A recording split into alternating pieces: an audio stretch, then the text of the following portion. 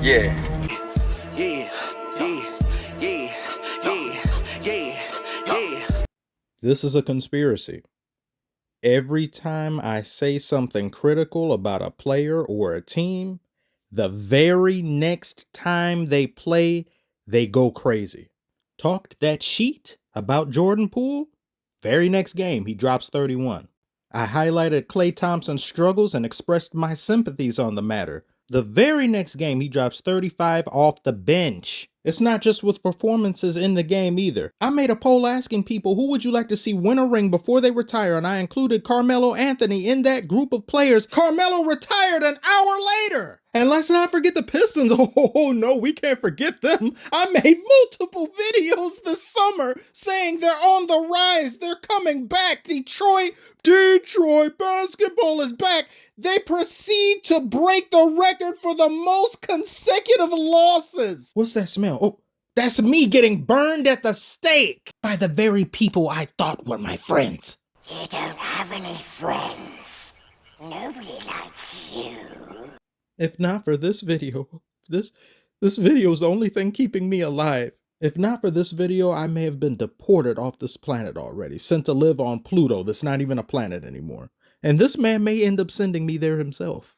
The NBA has some operatives watching some of these videos. They're doing this to me on purpose. LePSYCHO James is one of them, but we will get to him in a minute. Rest assured on that. Did you guys know the Lakers have lost 11 straight to the Clippers prior to winning on November 1st of last year to start this season? Maybe you knew that. But did you also know that the Lakers have not won against the Clippers while the Clippers played at home? You can see the air quotes I'm doing, but you can't, so I emphasize the home. They haven't won against them since the year 2000. That is bonkers. Do you know what people were doing in the year 2000? That right there, that's how every day was in the year 2000. No joke. I had no idea about that. Coming into this game, I was made aware of the fact that Zubac wouldn't be here, as well as Paul George. Now, I did think that was concerning. You're missing your starting big man, as well as one of your primary offensive threats in Paul George, but Paul George is very topsy-turvy to me. I was like, okay, you guys should be able to make that up. You have the system. He should be able to do something about that. Not to mention the Lakers are still missing personnel themselves, and they also have Dinwiddie playing for the other team every night. Get away from my car, bro. Get away from my car! Lakers are 18th in offense and are a bad three-point shooting team, and one of their main offensive threats being Davis had foul trouble early. He had 2 fouls. He had to sit for a good part of the first quarter. Lakers were always on the heels of the Clippers early on, and they didn't really have a bad first quarter like they normally have a lot of the time.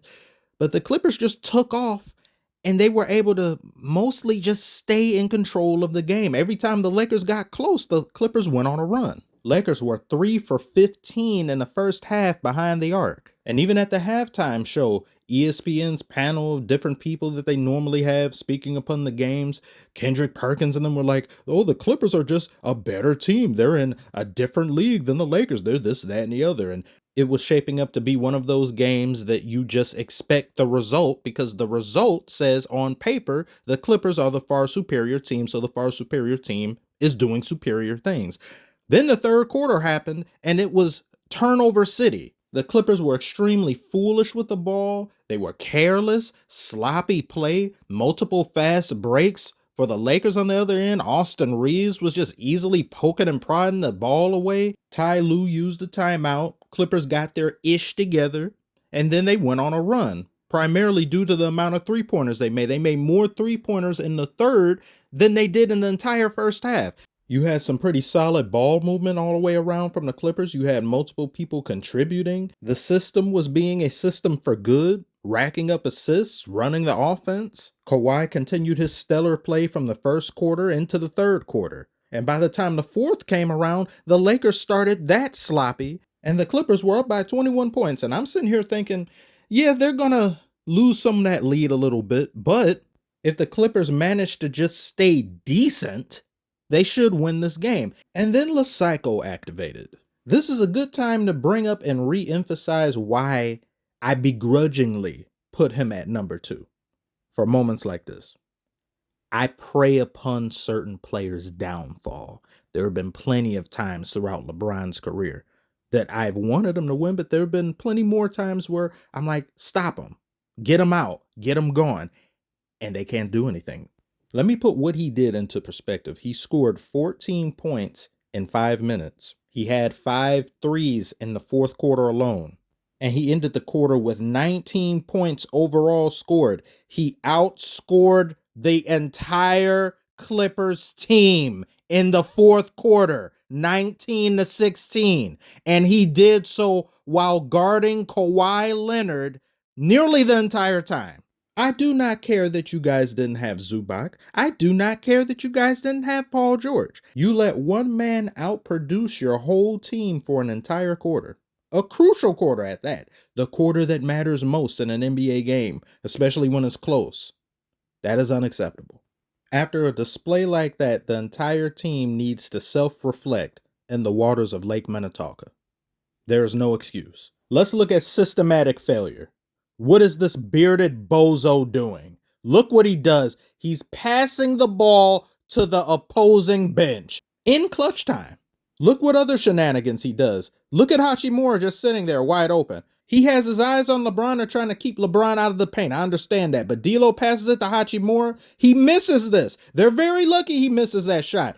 They then get the exact same opportunity, and Santa Claus proceeds to leave him wide open again to correct his mistake. This sea urchin was 1 for 3. He played 12 minutes. He played the entirety of the fourth quarter and was 1 for 3 with 2 turnovers. Yet I gotta hear bearded sympathizers think just because they're having a good run and he's been doing some great things in a regular season where things don't matter, he's just going to automatically succeed in the playoffs. He can't even succeed here. He was a non-factor. He was pointless. He was taking up space. He was Casper with a Clippers jersey on. And most of all, he's not that guy. He never has been. He never will be. Westbrook had 5 fouls, but he was doing amazing defensively. He was giving you all the effort and then some. He is the steam engine for this team, and yet they put him on the bench and never use him again. Put him out there. Oh, but they would have lost. They still lost. Ty Lue called a timeout to draw up a play that I thought, okay, yeah, that should be something than the nothing that you were doing up until this point. He draws it up for Kawhi, and with LeBron on him, Kawhi.exe is not responding. He misses a mid-range. Better than everyone else, though, because he only missed 1 shot in the fourth quarter, but it was the shot. You had to make that. I'm letting it be known right now, if Kawhi isn't himself and then some, this team is going to fail spectacularly in the playoffs. Nobody else can be relied upon.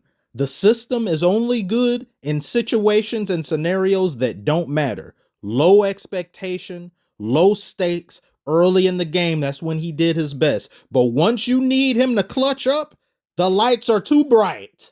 And for every good game Paul George has, he has 1 mid one and 1 not so good one. Then he may have 2 good ones. He's all over the place. I'm not a believer in the Clippers. If they were to face the Lakers in a 7-game series, I could definitely see the Lakers winning that because the Clippers' main trio is just unreliable. You can't depend on them. Kawhi is the most trustworthy of the Clippers' core, but outside of him and Westbrook, who you don't play in fourth quarter situations, if the Clippers have to rely on Paul George and the system in order to do something, they are going to be sorely disappointed. Davis was good offensively, great defensively. He had a good game. Then you got D'Angelo Russell, who was very timely in his shots, gave you points on the board, and has just been having a great resurgence. Austin Reeves on defensive end. And you got Hachimura, who had multiple different contributions in the way of dunks, quick time points and things. I don't want to hear any more complaints about the Lakers. Oh, we don't have enough. You figure it out. You got enough. And LeBron, I can't. There's nothing. The man was sensational. I can't complain about anything. I have no choice but to admire him in this moment in time because what he did right there, magnifique. Clippers may be the better team on paper and have been the better team all year, but when things get close, when the lights are brightest, one of your 4 is a proverbial roller coaster and the other is a professional wishbone choke artist. You decide which is which. Thank you all so much for watching. What did you think about this game? Is there anything I said that you disagree with? Like, subscribe if you're new. Thank you for watching, and I will see you all on the next one.